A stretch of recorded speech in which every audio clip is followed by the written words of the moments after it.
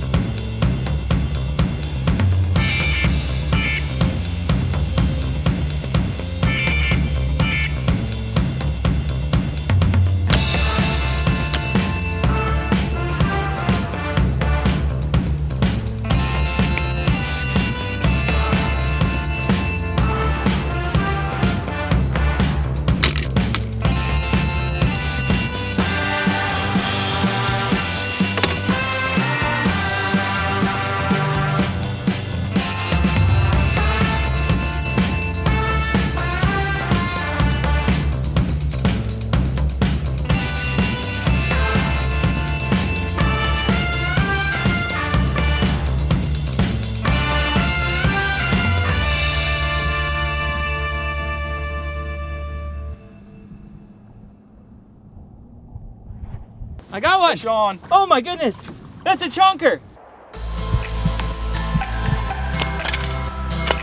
Yee-hoo!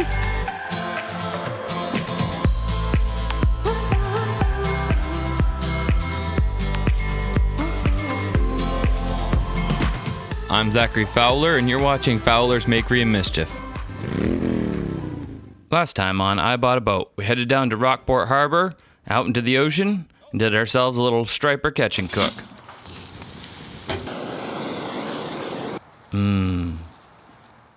A few months ago, this interesting website, GearBest, reached out to me. They're kind of like those old catalogs that used to come in the mail around Christmas time, full of weird gear that you never even knew existed, much less wanted. I used to spend hours poring over those catalogs as a kid, and they said they wanted to send me a 3D printer. And my first thought was, I've got gadgets and gizmos aplenty, but who cares? No big deal. I want more. and just imagine all the who's-its and what's-its I could have if I printed my own. And so I told them, send it. And when it arrived, whoa, some assembly required. Fortunately, though, Chris is pretty clever with his hands. He's built plenty of drones in the past. I put him on the task, and just like any good millennial, the first thing he did is set the instructions aside and look for somebody else on YouTube that's already done it. Unfortunately, though, that guy had no idea what he was doing as well, and after he switched back to the instructions, it actually went together fairly quickly. And so altogether, it only took him about 2.5 hours to put the entire thing together and do a quick little test print. He said it was actually easy enough I could have done it. I'm pretty sure I resent that. The test print was just a little bird that came already loaded onto the printer, so we canceled that. So we thought for our first print, we'd try our hand at printing some fishing lures and having some fun with those. Needless to say, this lipless crankbait did not turn out so well. There's a little bit more to it than just pushing print. We made some adjustments to the temperature and flow and started getting a passable print, but it was never perfect. So we moved on to a regular crankbait, and outside of the first one, which got scuffed before it even took off and got that first layer down, we managed to get a perfect print on it every single time. Of course, just like any good adventure, once you get one part figured out, something else has to go wrong. Mainly this time, the GoPro kept shutting off because it was overheating from the warmth of the printing process. So after printing a few of these successfully, we moved on to making a popper. The first time we did the popper, didn't go so well. Too much flow, gobbed all up. Second time we printed it, it looked like it was going beautifully, but the base was too thin, and it ended up breaking off before we finished the print. Third time, we nailed it. We split it in half and laid it on its sides. The two sides get glued together, and it came out perfect. We printed a large and a small version of this, and then it was time to head down to the workshop so we can rig them up and catch some fish.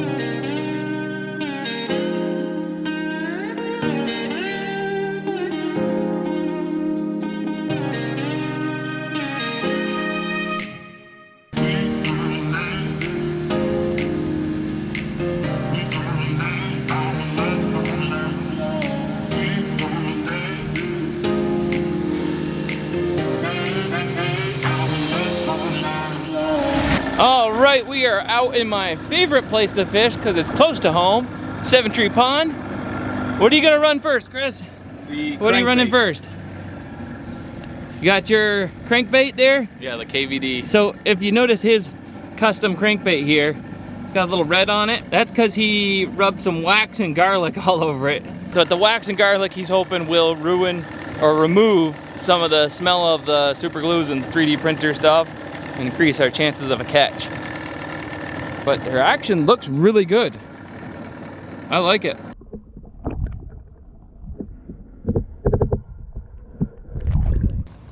I'm gonna run my lipless crankbait on my telescoping pole. Where is she?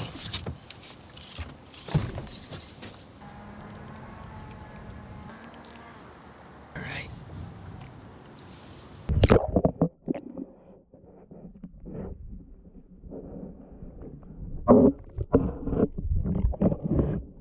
This thing zigs and zags through the water crazily. I like it. Oh, what a beautiful day out here to be doing this.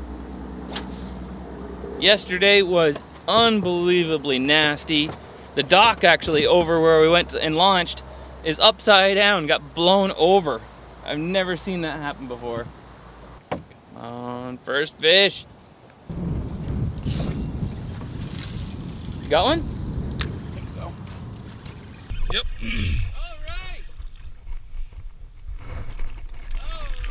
Oh! Look at that. All right, there it is. 3D printed lure catches pickerel. Let's see if we can catch something bigger now. Good job. Yeah, throw them back. Wait, you said something about this. Yeah, but that's not, I can't take a cover photo with a pickerel. Or now I'm gonna regret that. Yeah. There's a good amount of pickerel, yellow perch, bass, and white perch, right? Is that what we were catching a couple of last time? Yeah. The white perch in here. I'd be happy for any of that. I want to catch one on mine. I need get me in the game, coach. Mine looks as all of a sudden just started being weird. It swims down and then up to the surface like it's a wounded fish. So It's a good thing. yeah, it could be a good thing. I'm gonna throw this popper on there and see if I can't get something around those trees right there. I'm feeling it. I'm feeling the 3D popper here. Let's check her action first. She floats, that's a good sign. Oh yeah. Big orange something or other. And she's got some rattle. That ought to get something out of him. Where? I gotta sing my fish song to bring the fishes out. Whenever I sing the song, I catch a fish. Didn't you catch a fish like instantly when you did that last? Yeah, last time I was singing. Oh, I caught some weeds. No, it's too shallow up in there. This isn't the right spot for this lure. I just want to fish it so bad. I just want to fish it. This is not the right place for this. We need a river with lots of trees that are down into the water. All right, Chris caught one on his, so I'm switching it up. His crankbait's gone all funky because it's filled up with water in the cavity above, but I'm hoping that mine will stay a little better sealed. And down here, I put more weights in it than he did when I built it.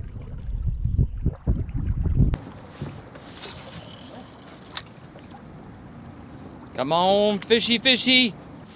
Oh, I had a bite. Oh, I got fish. You got one. I got one. Fish on. I got a fish on, fish on. Oh, oh, oh, well, that wasn't Nice just bass. a bite. That's a bass. That's a bass. Oh, oh my goodness. It's a chunker. It's official. It's official. It's official. Look at that. Ow! Ah, that I don't even have to feign excitement with this one. That's a beautiful fish. Oh, that was like second cast with the 3D lure of this crankbait one. That is awesome. Oh man. Oh, that's great. Praise God. All right. That's about a pound and a half there. Nothing special, but just a beautiful catch. They're both just, I don't know what happened, but they're both, yeah. Look at it. Oh man, this is such a unique bait, the way it performs. It's a orange micro dolphin.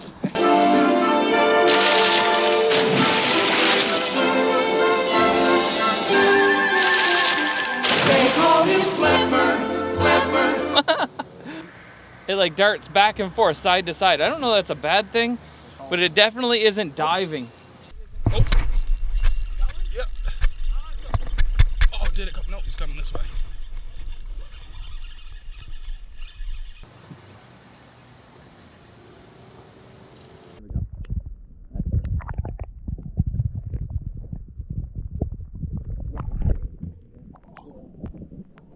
Nice. There you go.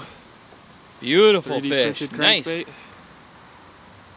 And with all the weird action that's happening on these crankbaits, maybe it's just start getting them all riled up. They're like, oh, it's a wounded fish. Wah, boom.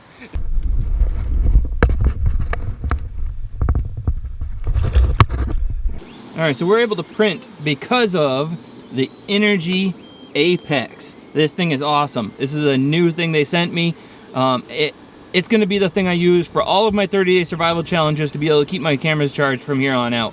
It's got AC, it's got DC, it tells you how much juice it's left in it, and you can hook a solar panel to it and print 3D stuff out on the water while you're fishing. We only printed this one and fished it while we're out here. It was just, it's a lot of work to be doing that. It's a lot of work to be doing that for all this stuff while we're out fishing, you know? So it was just for the fun of it, just to see if we could do it. And because of Energy Apex, we were able to. And these are the kind of things that I have to use all the time. And all the ones I've purchased in the past were big fails. They broke on me during the challenge. I was only able to just barely finish the last one because of the solar panel and the power pack that I brought with me. So this is my new awesome thing to be bringing with me on stuff, adventures. Printing a lure while we're out here. Thing's a beast. I highly recommend it. Links in the description below. Yeehaw. Well, there you have it. 3D lures catch fish, and they go weird after not too long. What do you say? After about one fish. Oh, after one fish, but after they start sucking in water. So they need to be dipped, coated, and maybe they'd even catch more fish if they were painted up all pretty. Well, leave in the comments below if you want to see more of us making these into better lures, dipping them, painting them, having some more adventures with them.